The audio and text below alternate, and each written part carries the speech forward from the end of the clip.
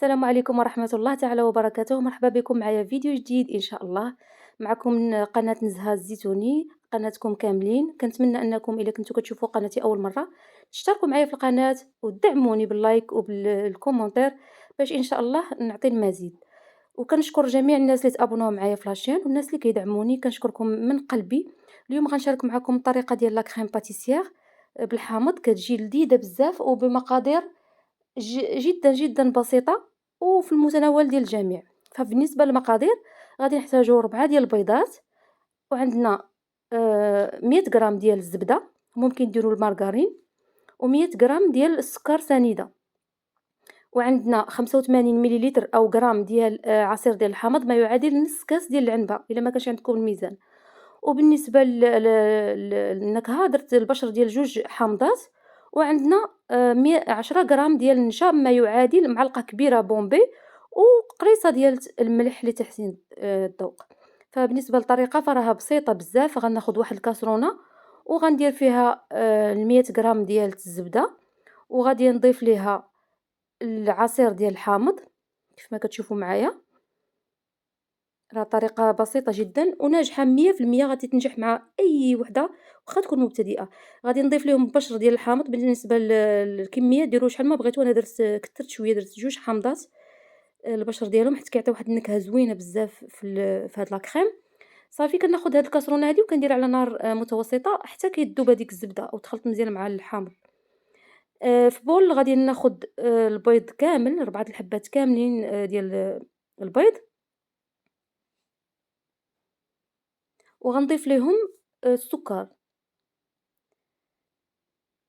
والملعقة الكبيرة اللي قلنا ديال النشا اللي كتعادل 10 غرام كاملة، غادي نضيفوها لهاد الخليط هذا، وغادي ندمجوا هاد المكونات مزيان مع بعضياتهم حتى اون فوا غادي يبدا يتبدل اللون يبيض. ما غاديش نطربوا بزاف بزاف عاوتاني بحال الكيكة، بحال كيما كنديروا الكيك وداكشي بحال لا كريمة الكيك ولا شي حاجة، ولكن غير بدمج بسيط حتى كيبيض شويه اللون. وكنطفي وكنزقاو. وهنايا الكاسرونه راه صافي غلا داك الخليط.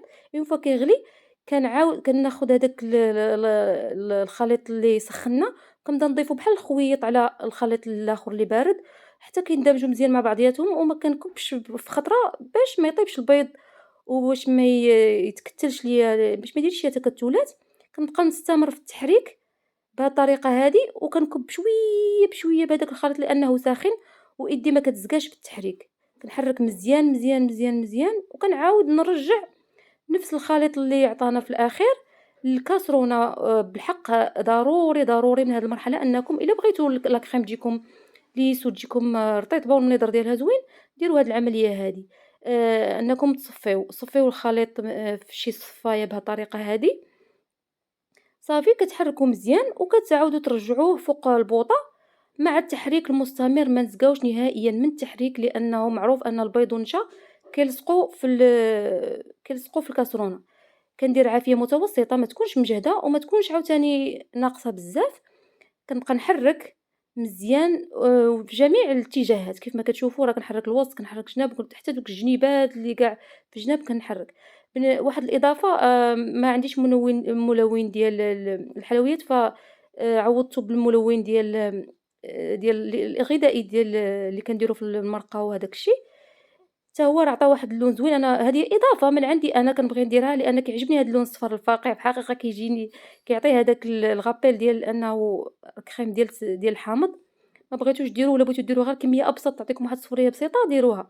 بالنسبة لهاديك هاد الخرقوم اللي درنا ما كيعطيش ما فيه حتى شي مذاق، يعني ما كيأثرش نهائيًا في المذاق، راه كيأثر فقط في اللون. كنبقاو نحركوا حتى كنتحصلوا على هاد الخليط اللي كتشوفوا معايا هذا. كنحركو مزيان، ما كنتوقفوش من التحريك. صافي ومن بعد كنديروها في شي بول وكنغطيوها. كنديروا هذاك الكونتاكت ديال الفيلم اليمونتير مع باش ما ديرش هذيك القشرة، وكنخليوها غير تما في الكوزينة بحرارة المطبخ حتى كتاخد حرارة المطبخ، عاد باش تقدروا إلا كنتو مزروبين بها تدخلوها تبرد في الثلاجة. وتقدروا ديك الساعة ديروا بها اللي بغيتو، ترجعوها كريم دبلومات، ديروها في لي طارطوليت، تعمروا بها لي كيك، ديروا بها أي حاجة، راها كتجي رائعة بزاف. ووصفة ناجحة 100% مضمونة. وشكرًا لكم على حسن المتابعة، وإلا عجبكم المحتوى وعجبتكم الوصفة، فما تبخلوش عليَّ عافاكم بالاشتراك معايا في القناة، فزر بسيط من عندكم كيعني ليا بزاف وكيفرحني بزاف وكيخليني نتشجع أكتر. أنا كيف ما كتشوفوا معايا هنايا عمرت بهم هاد لي ميني طارتلات ودرت فيهم لي fruits rouges جاو رائعين بزاف. وبالنسبة لاباط إلا بغيتوها راه كاينة عندي في القناة، مرحبا بكم، ونقدر نخليها لكم في صندوق الوصف. وشكرا بزاف على المتابعة مرة أخرى، وما تبخلوش عليا بالاشتراك والمتابعة، وخليوا لي لايك وكومونتير كثرت عليكم، سمحوا لي، وإلى اللقاء في فيديو قادم إن شاء الله. خليت لكم الراحة.